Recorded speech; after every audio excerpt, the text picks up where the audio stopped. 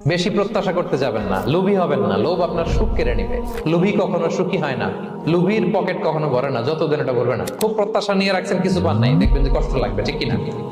আর কোনো এক্সপেকটেশন নাই, এরপরে যেটা পাবেন ওইটাই লাভ। বেশি খাই খাই যেন না করি, কালকে কি খাবো, পরশু, আগামী সপ্তাহে আমার মেয়ের কি হবে, ছেলের কি হবে, ওদের ভবিষ্যৎ, গাড়ি বাড়ি নাই, এই যে অস্থির, এরকম আসলে নাই।